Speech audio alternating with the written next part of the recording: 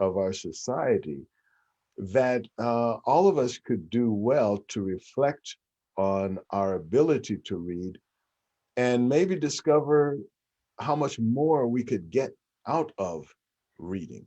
Okay, so today our guest is Shelly Bayer. And Shelly, welcome.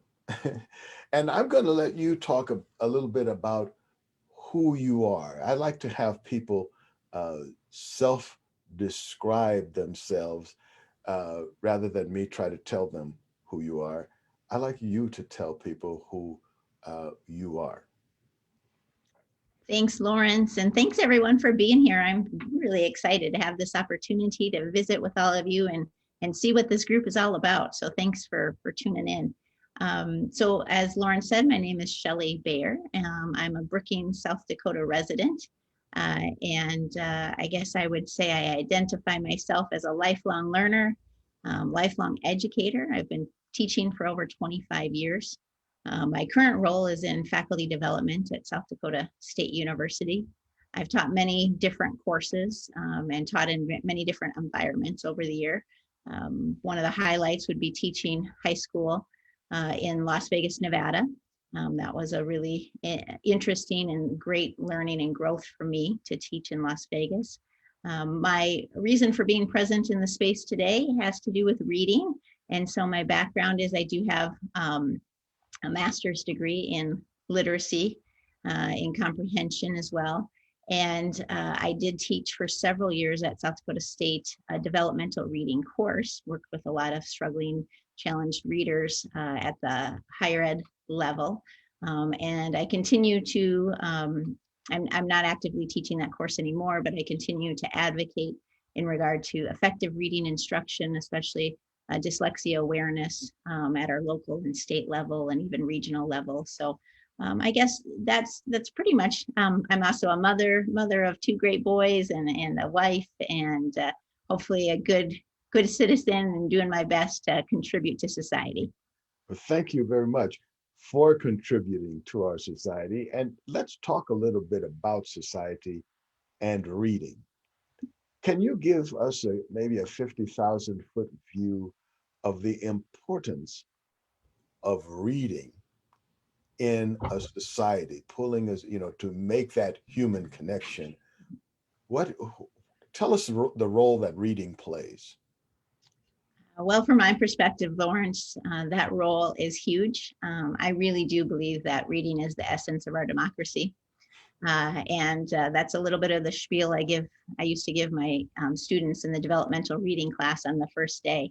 The reason we all need to be better readers is because it's critical to the projection of our democracy.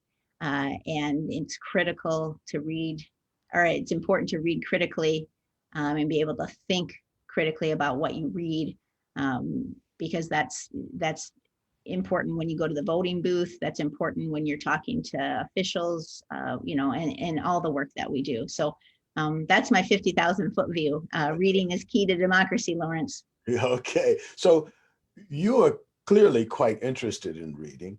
What brought you to that interest at this passionate level?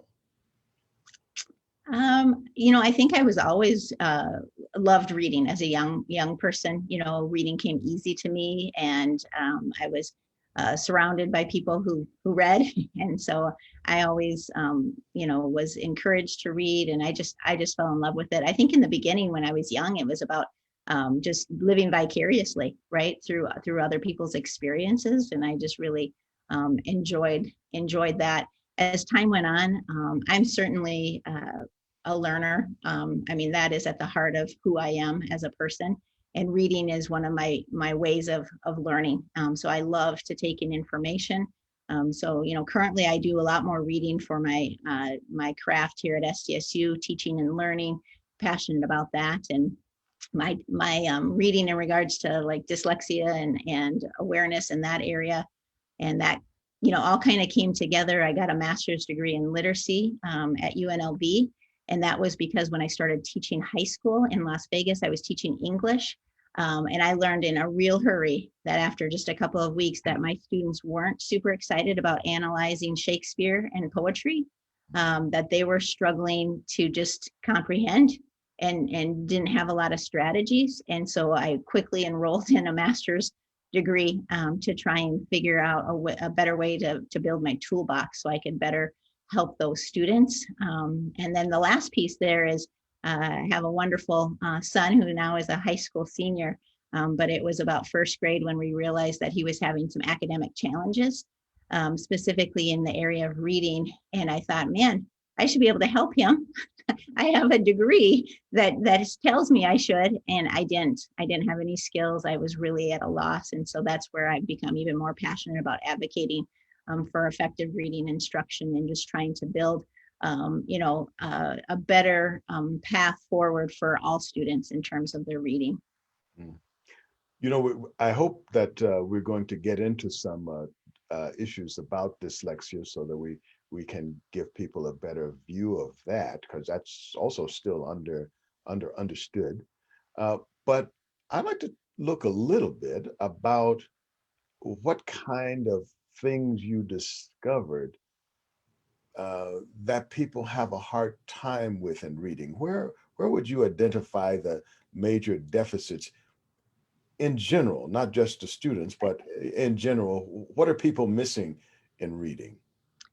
Yeah, well, kind of a more current approach, and I know I've got a lot of adult readers in the space here today. So I do think that one of the biggest challenges for readers is just retention. A lot of people talk about reading and then not remembering what they read, a couple days later, and it's just not sticking with them. And that's for many people that as a frustration, right? Like I read this, but I don't remember necessarily what I read. So retention's always an issue. When I was working with students, we really worked a lot on comprehension in terms of trying to determine the main idea or the point of the things we were reading. And that was extremely challenging for young adults, 18, 19-year-olds to just really be able to tap into like, what is the point of this, whether it's an article or the book or the theme. They really struggled with that.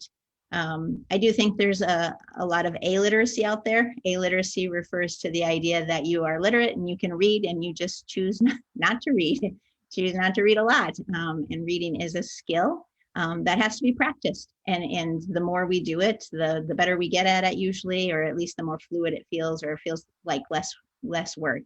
So those are some of the big things that I've noticed over the years in terms of reading. Mm-hmm. Now, you mentioned earlier your students had some issues or difficulties in comprehension. They're reading things and not really understanding it. And I have observed that what we're doing when we're reading is changing some marks on a page into an idea.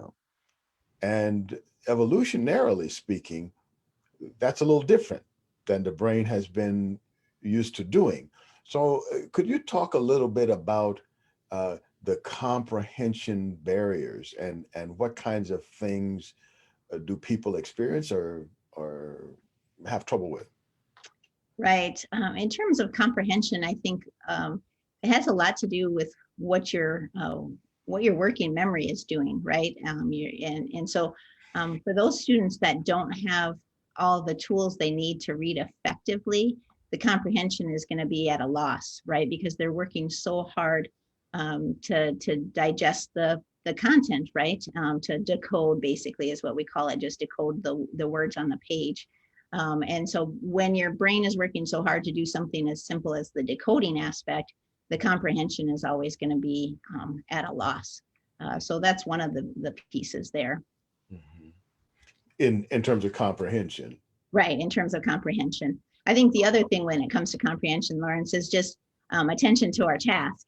And so for many, I know there's a lot of talk out there about attention spans and how the research is really debatable if our attention spans are actually decreasing or not.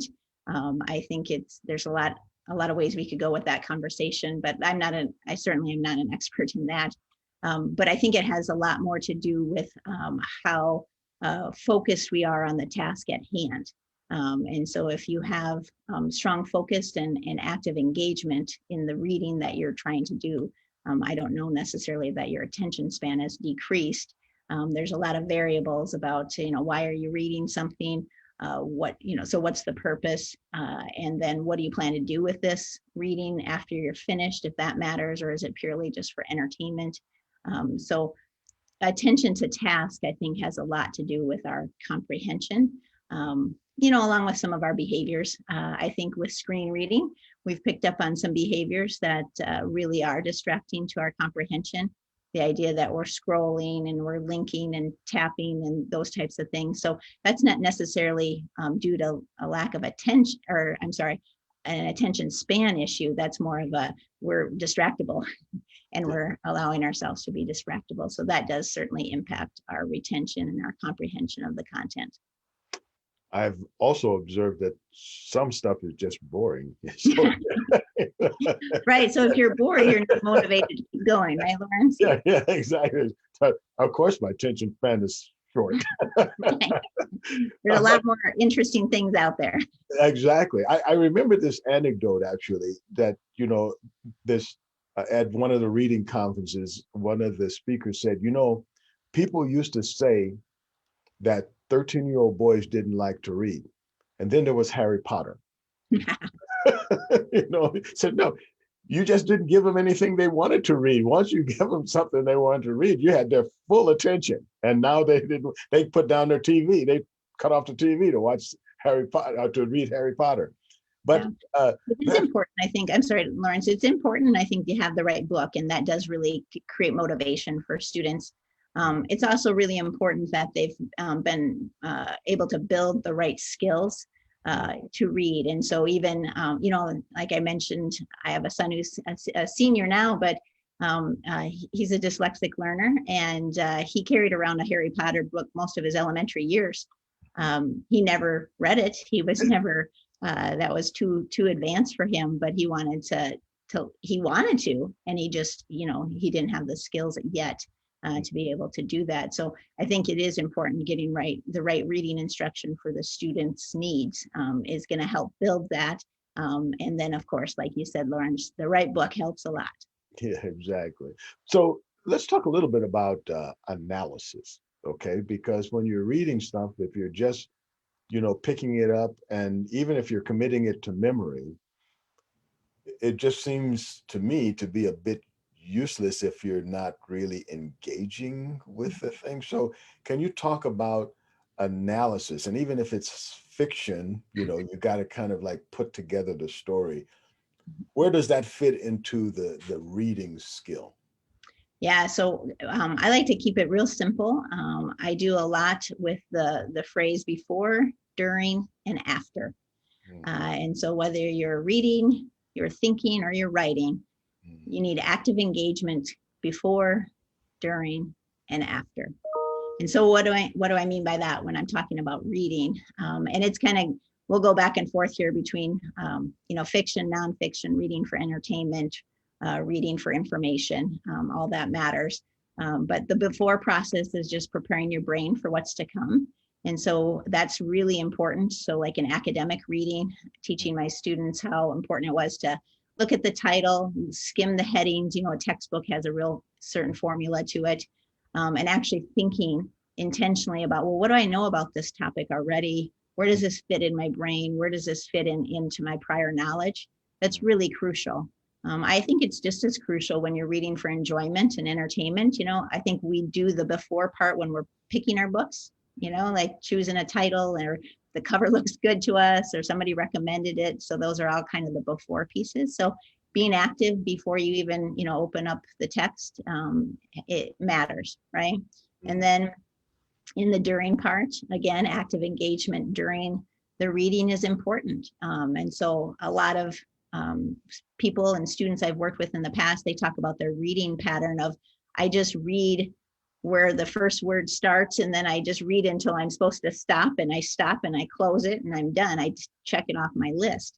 And that's a very passive way of going about your reading. Instead, there's so many things while you read. So making personal connections are so important.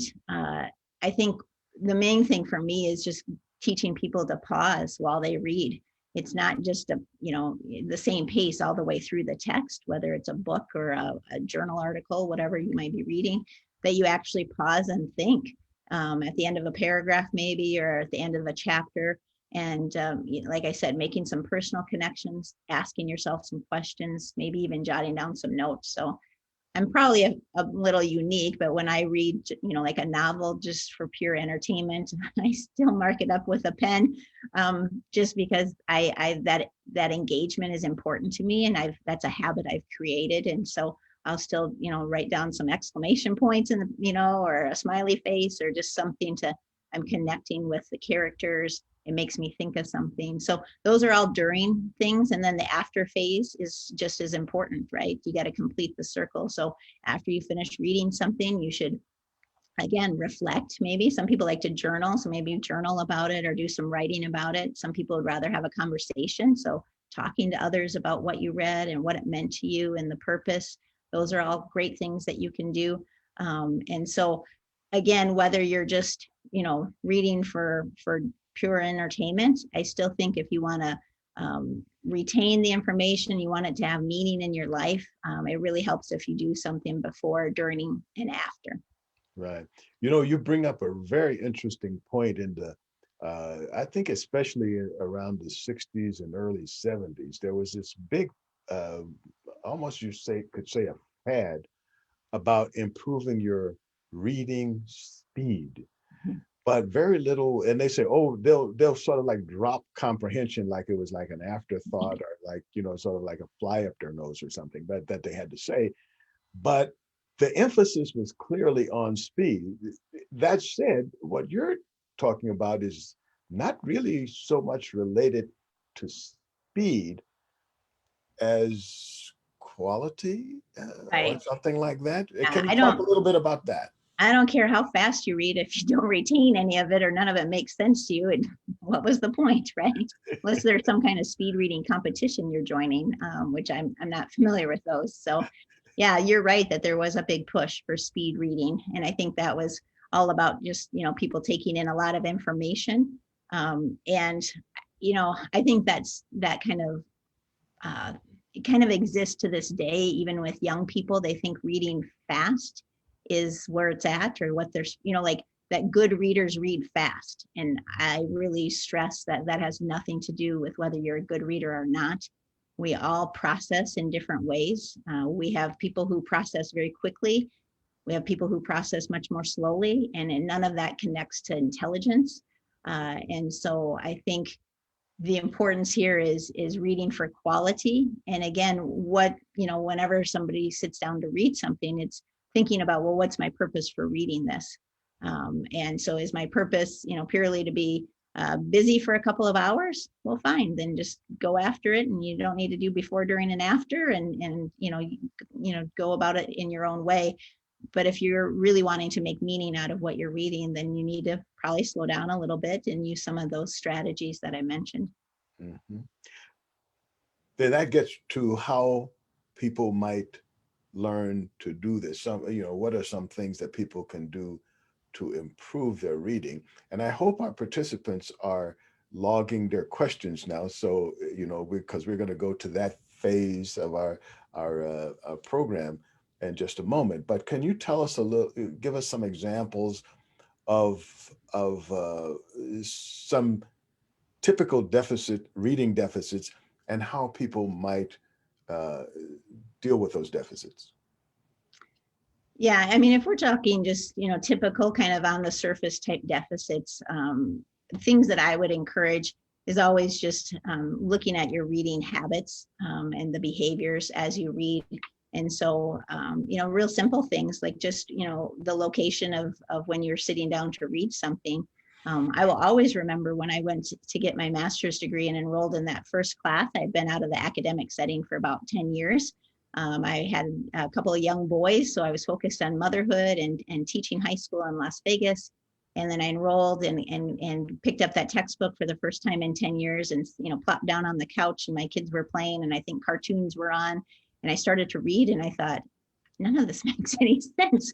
what happened? Like, did I lose my ability to read, complex text? So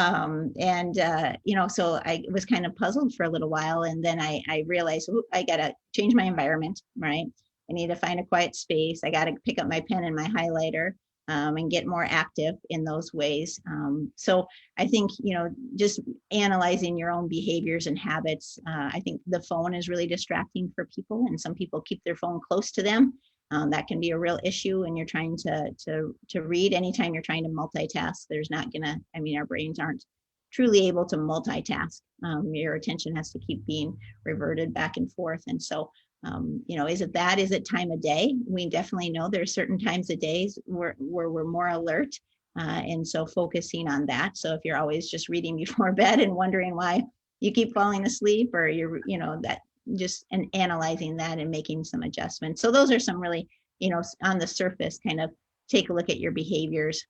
And then if you're going to dig a little bit deeper, like I mentioned before, that active engagement, doing some real intentional things before, during, and after your reading experience is really going to matter. Mm-hmm. Are there places where people can go to find some exercises, or how do they begin the journey to discover their deficits, because they're often hidden to us because we're in the thick of things, but then maybe some ways that they could learn to handle them? I mean, what can people do to sort of see if there's improvement that they want to make, and then do that? Yeah, that's a great question, Lawrence. And I'm going to say I don't probably have a lot of wonderful resources in that area. Here at the college, we were proactive in having students take a developmental reading course based on their ACT reading subset score. And so right away, trying to help them become better readers, because we know how important that is to college success. So freshman year, they were enrolled in a developmental reading course to help them with those skills. In terms of, I guess I haven't done any internet searching, just because this is an area that I've been focused on, as a faculty member in higher education. If we're talking about a realization that you have a reading disability, right? There are definitely some resources out there. And for me, the area of dyslexia is what's really present. I'm currently on the International Dyslexia Association Upper Midwest Branch Executive Board. We're holding a virtual conference starting tomorrow. So lots of resources there, lots of resources on our website for struggling readers, and starting to create that network. It's definitely an area of challenge here in South Dakota in terms of dyslexia. And I don't know in general for adult reading, there's not a lot of resources or support. And that's one thing that our branch is trying to work to provide better resources and support in those areas. Mm-hmm.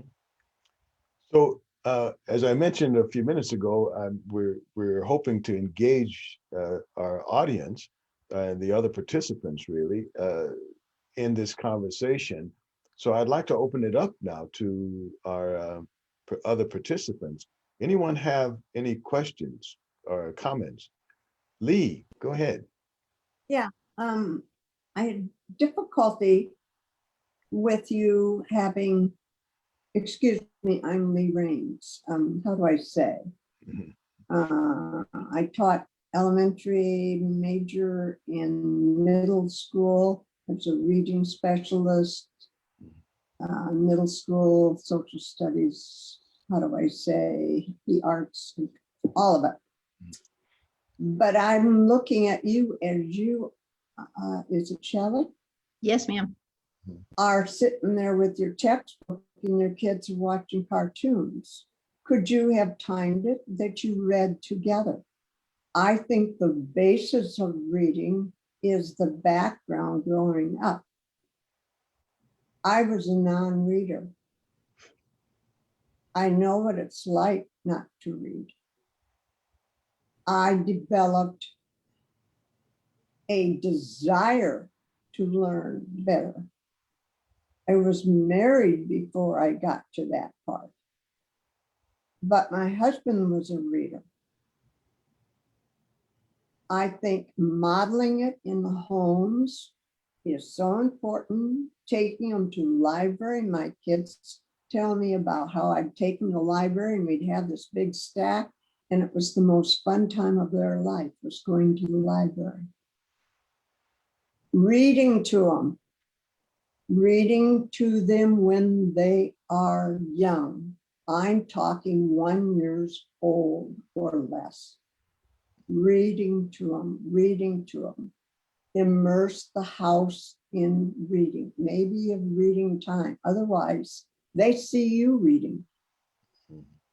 Modeling is so important. I have 2 in my family, a daughter and granddaughter, both dyslexic. One couldn't read by the 9th grade. She now is an extremely successful woman of 30. Has worked hard at trying to read. She's conquered it. She's used ways, but I still say it's the very beginning. Now, having said that, I do have a question for you. Would you like more information at the college level? What do you do? Is there something you could do, or we all could do, with getting this in our schools? Like having taught 14-year-olds that had difficulty reading. How did I handle it in my class with the students supposedly, I don't know how they come up with the grade level, some sort of a thing, but much lower grade level. You provide materials at their level on the subject so they can still get the major thought of what was being taught. So they're still reading, even novels, finding things at their level. If it was a little bit harder, get a reading buddy, and the reading buddy can read to you. Well, Lee, thanks for sharing your experiences. Those are really, I mean, you've got obviously a lot of experience in this area and a lot of depth. So it's great to hear some of those experiences. I'll just add in, you know, kind of some of the things you were mentioning. I do think one of the benefits we have today is with assistive technologies, the ability to really adapt lessons and reading materials for different levels.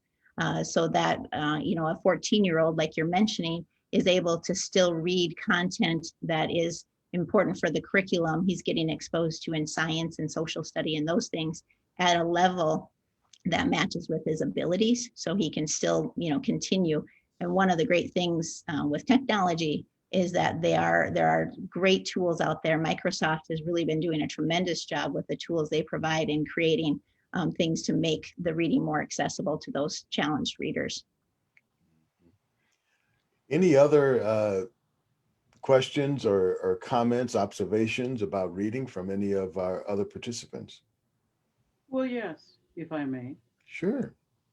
Well, I have a cute little story to tell. About 20 years ago, my little granddaughter, I had her, and we went to the playground, which also led right into, it was like you put a little dot in the middle and you have little angular arms going off, and it all led right to the library.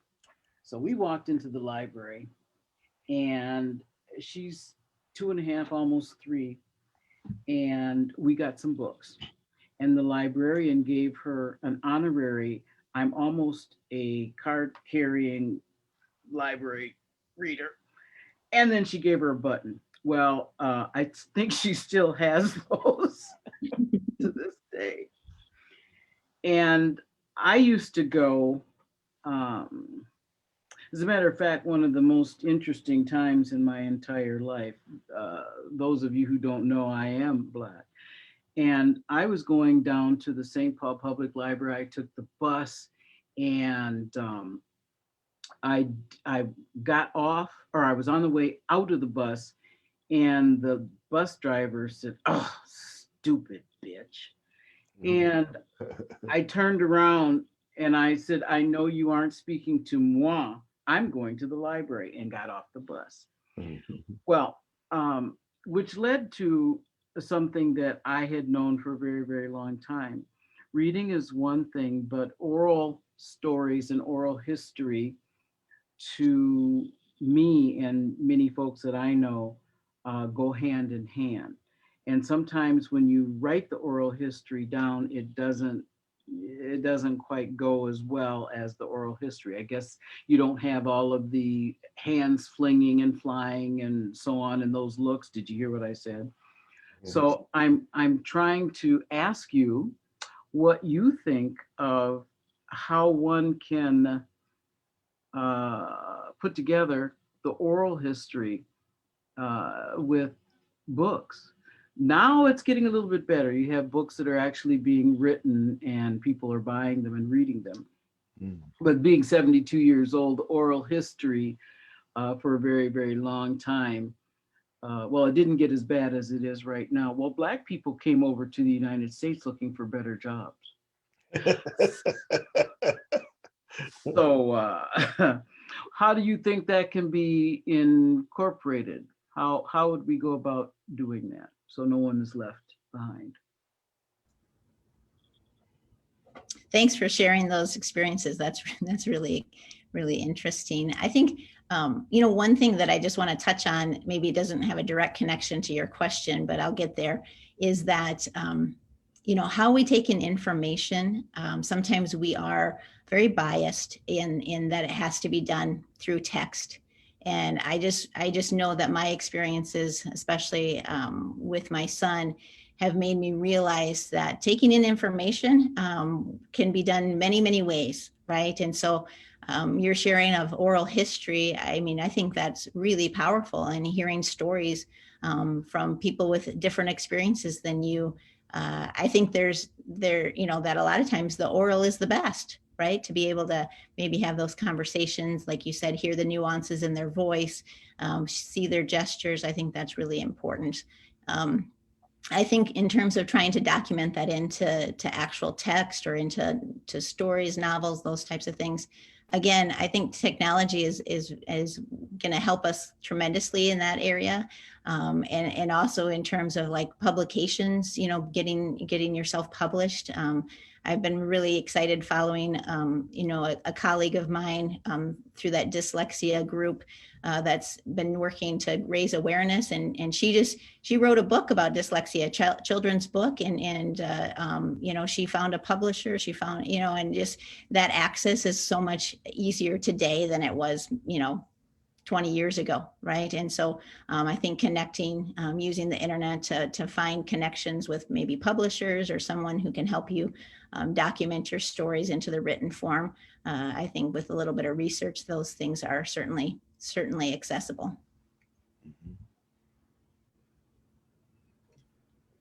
One of the things that comes to mind as you're talking about that is that reading really is something relatively new to the human brain, and we haven't fully adjusted to it as a species.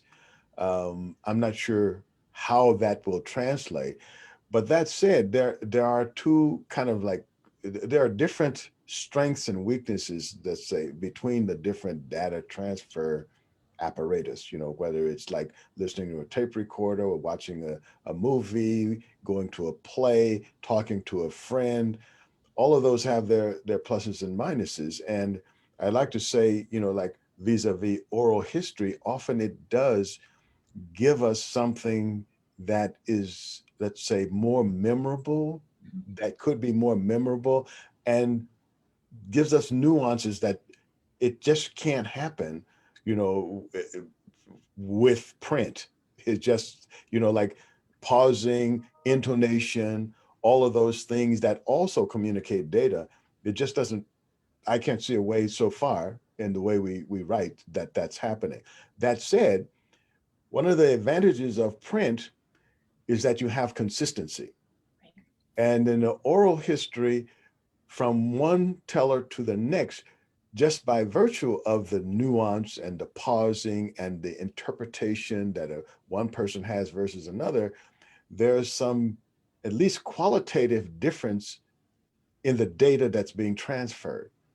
So over time, it gets like that telephone, the telephone game, where you say it enough times and pretty soon it's a whole different story. So I think that there's something to be said about all the different data transfer mechanisms that they're out there. But today, we're kind of focusing on the advantages or the complexities of reading. Before we go further, are there others who have something to add to this conversation? Hi, Shelley. Hi. Thanks for your contributions. Very interesting. I'm homeschooling my 11-year-old grandson, and obviously, especially interested in engaging him in reading.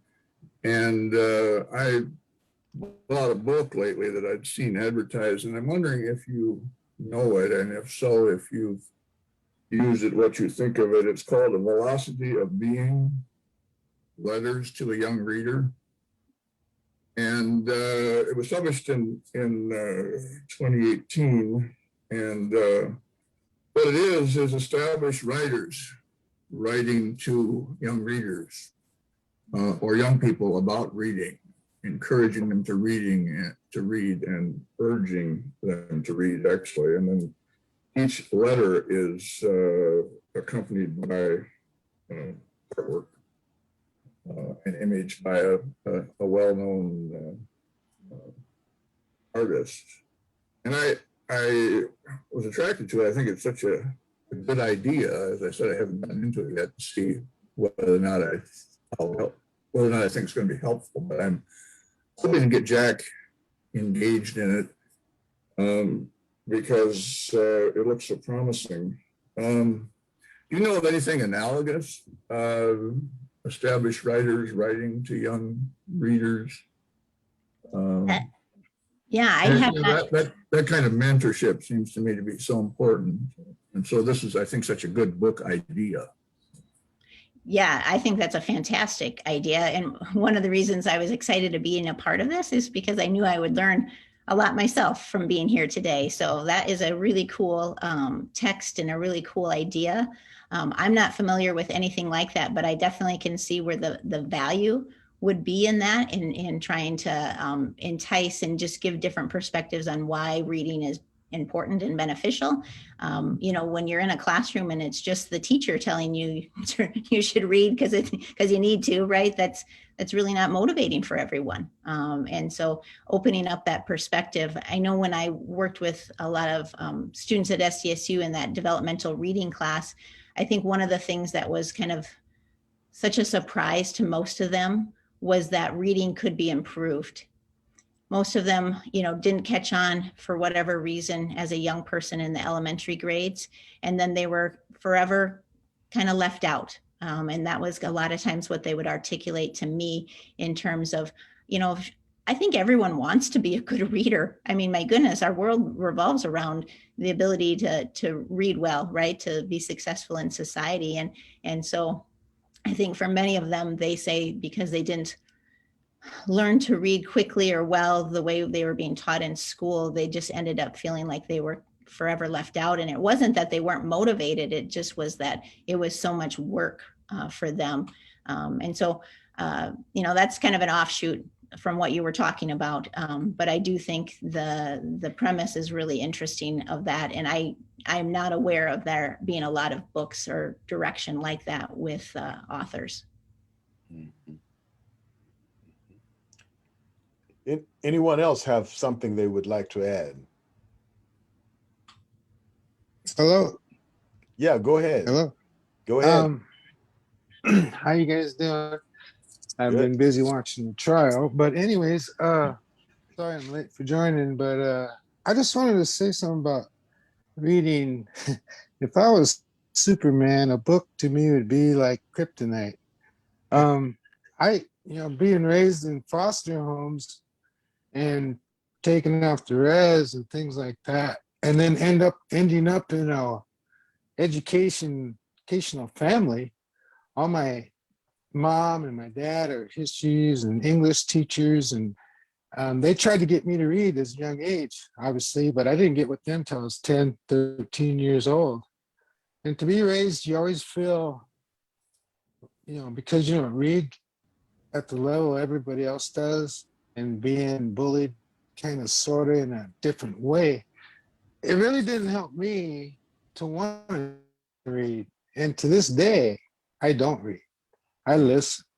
I learn through listening and through just, I'm an audio learner. I can't sit down and read. I was the type of guy that always looked at the pictures and went right to the back of the book, But as far as retention is concerned, on the audio aspect, I can retain things that are said to me and the things I see. So I was just trying to say that some people reading doesn't work, but it doesn't make you a bad person. That's all I had to say. Yeah. Well, I am 100% in your agreement there, Lynn. Thanks for sharing that. And I do think that we definitely in society have a bias towards how we take in information through text, right? And so definitely in our academic settings, right? School. And when we think about how important the reading is and how information is given in books and articles and it's a lot of two-dimensional print. And I would love to see that we continue to expand our thoughts on, intelligence and expand our thoughts on what is a good way to take in information. And I like to call it ear reading, right? Listening. What you were talking about right there is just as important, whether it's ear reading from a book like audiobooks or if it's listening to people.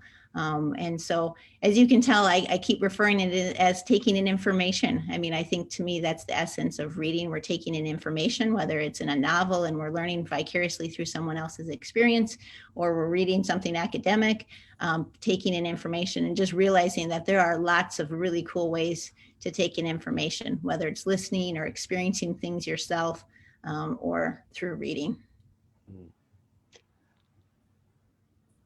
I think Lee's trying to say something. I was going to say right before Lynn, is it Lynn, that man that just spoke? Mm-hmm. We have to be aware as adults, as teachers, that there are audio learners and visual learners. And not everybody is the same. And if I hear something, I have to write it down so I see it. But then there's also the motion of writing it, learning it.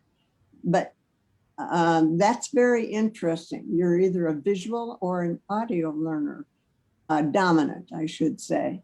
And to put people down, and Lynn, I was just going to say hats off to you. I understand that. So thank you for sharing all that. Thank you, people, too. Anyone else has something to add to our conversation? These are all great ideas. I have a quick question that I think would be helpful for people to know, and I'm curious myself because we're talking about the audio versus reading the texts. Can you say anything, Shelley, about the retention of listening to audiobooks versus reading? Yeah, that's a great thing to ask, and people are really curious, right, about that. And so certainly not an expert here, but just going to share some of my personal experiences. Again, it's what comes natural and what feels comfortable to you that matters. And so for my son, who takes in all of his information through audio, he does tremendous with that and is able to retain and comprehend. He's a really good listener. I'm guessing he's kind of in that same boat as what Lynn was referring to, has really honed in on that skill of listening and being able to retain. Now for me, because I've spent most of my life taking in information from reading two-dimensional print, right? I have been trying to switch to more audio once in a while, because kind of what Lee was referring to, modeling in my home, right? And I wanted my son to see that I only take in information this way, and then he probably might think that that might be the right way, right? Because that's the way mom's doing it. So I started trying to transition to some audiobooks, and I will tell you that transition was really tough for me. It took me a while. I had to really work at it because it wasn't my normal behavior. It wasn't the behavior I'd been practicing most of my adult life. And so I had to force myself to listen. And I had to think about my environment. And like, I like how Ryan mentioned in the chat a little earlier about reading in front of a natural light or in front of a window can be helpful, right? I had to find a good environment and listen. And it took me a long time. And now I will say, I will go back and forth, right? When I'm reading, sometimes I pick the audio version, sometimes I pick the print version. And a lot of times it depends on my purpose for reading. But I do think it's about training your brain, Ryan, right? And so I think comprehension can be strong in either way, as long as you're using some strategies and you're kind of training your brain. And then, you know, it takes practice, right? We get better the more we do something. This discussion reminds me of the discussion between reading music and playing by ear. Mm. And there are people who that's how they can play a piece, is they have to see the score. Right. And there are other people that can't read music, but if you play it to them once, they can play it right on the fly, right after, and they play whole concerts. There are people, one of the guys I did some concerts with in Japan, he was a classical pianist. And whenever he sat down, he never took the score with him. He just sat down and played. He knew that they tell him what the piece was, and he knew the piece, and he would just play the piece. So he didn't need a page turner, so he was a cheaper guy to hire. Anyone else has any more additions to this conversation? Because it is a conversation. Yes, Betty. I just am kind of harking to what Ryan started with about putting his chair next to the window. I have been an avid book buyer and stacker for several years. And then when I retired, it's made it my business to get to reading them before they all tip over on me and I'm dead. But it's hard because when you have been involved in an ordinary or everyday workaday life where you are distracted all the time, there's not time to read, you fall asleep when you try to read, various things like that. But making it a deliberate, purposeful intention, I certainly haven't perfected that, but it's really made a difference for me. I find, much as I love music, I can read if it's just music behind me of my choosing, but I tried doing Pandora, for instance, and because I'm a cheapskate, I still get the breaks, the commercials, and that just stops my clock when I'm reading. And I don't read fiction, generally speaking. I'm reading because I am trying to become more educated and keeping up with the things that I've never studied before. It's all interesting reading to me, but it requires a lot of attention.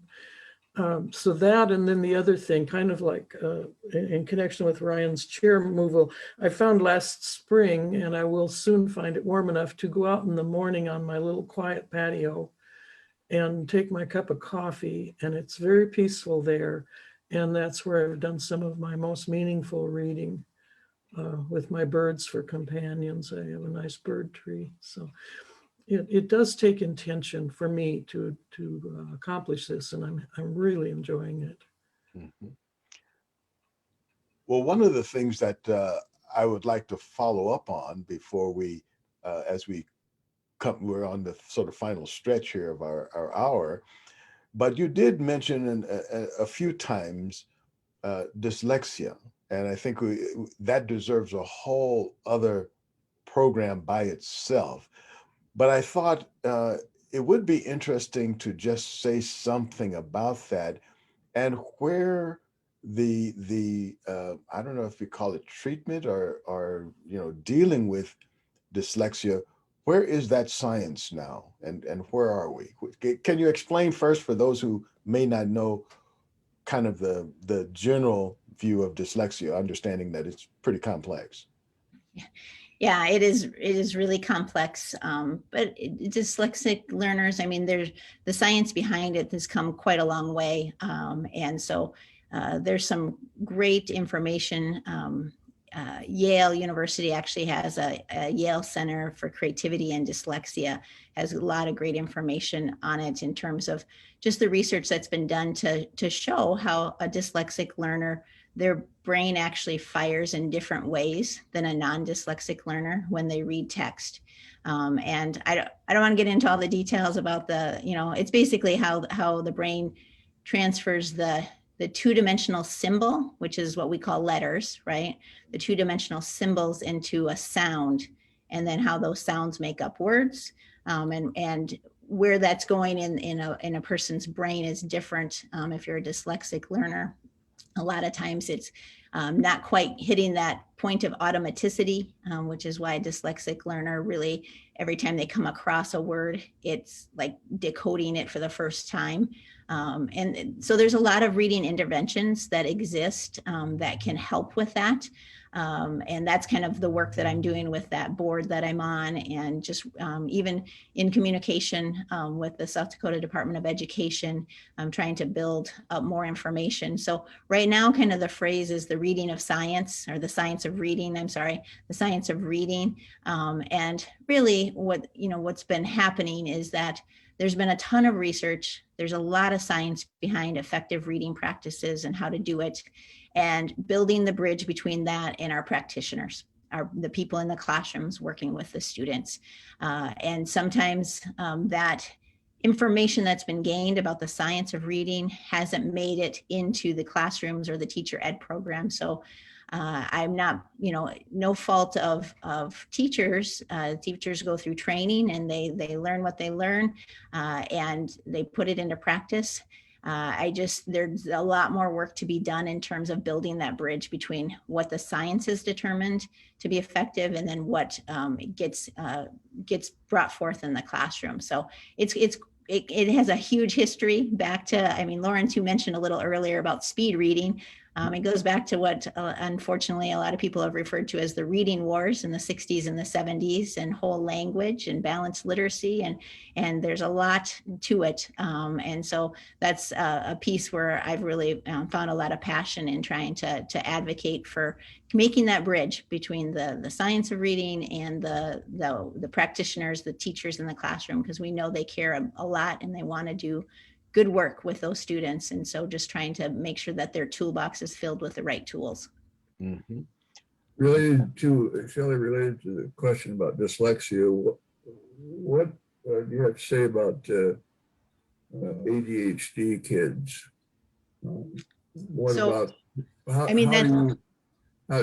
How do you negotiate that and engage them in reading? Right. Charles, that's not an area that I have a lot of experience in. I do know that sometimes ADHD is a comorbidity with dyslexia, but not always. So like, for instance, in my son, that's not the case. And so, making a broad sweep here, I would say there's probably a lot of science behind ADHD, and making sure that we get that science into the hands and the brains of the practitioners is important. And so I don't know if that gap exists to the level of the gap that I feel there is with reading, but certainly something to look into. As all of us here hearing these problems with reading and more pointedly with dyslexia, we move through the world and we see other people, we come in contact with people.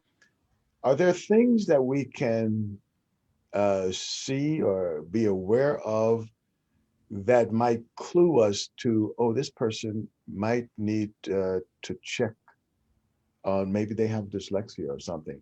And I say that because as a dyslexic myself, I was pretty much ready to graduate from college before I ever heard the word dyslexia.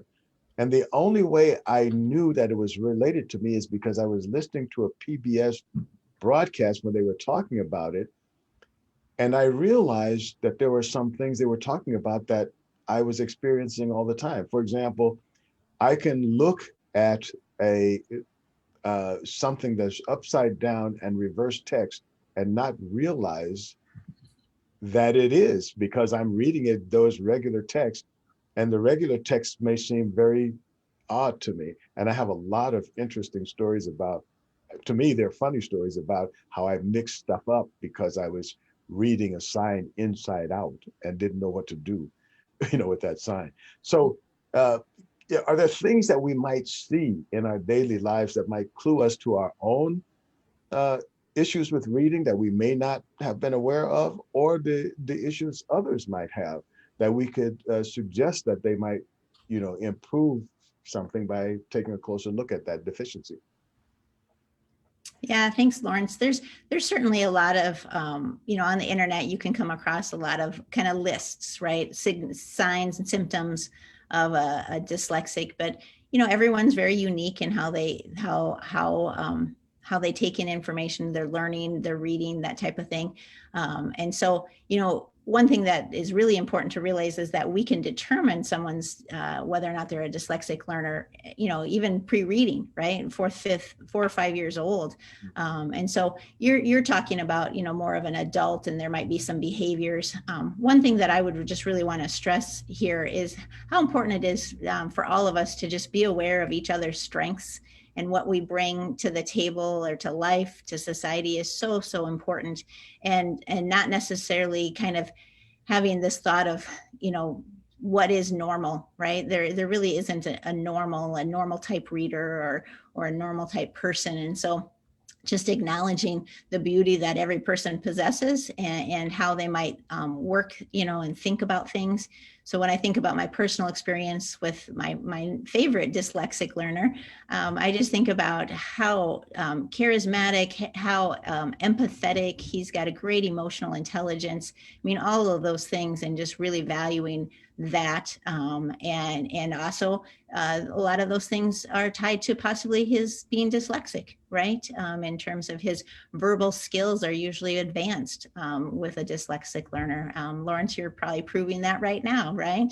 And so I just think, it's good to maybe do a little bit of a quick internet search to kind of find some of those signs and symptoms of an adult dyslexic. But most of the time it has to do with just a different way of organizing information, right? That sometimes is a sign or a symptom. And I don't know if it deserves a label of dyslexia, or if it's just a unique way of looking at information, and how I can benefit, because I'm very linear, very chronological. And again, my son, not at all, right? And so it's very, for us, it's very enjoyable to try and embrace that, and the fact that when we look at the world in different ways, how much of a benefit that can be for all of us. I want to thank you very much today, Shelley, for a very stimulating conversation. I want to thank all of our participants as well for joining in and making this a conversation. We'll invite you again next week, where we will kind of extend this, because we're going to be talking about poetry in the sense of like how important it is to understand it, and to get involved with poetry. Maybe there's poetry that just leaves you like, what the heck is this guy talking about? And then there's other poems that helps you remember the things that are important for you. So they have different levels of meaning. And I'm hoping that you will join us next week, where we will extend this conversation into poetry. Bye-bye.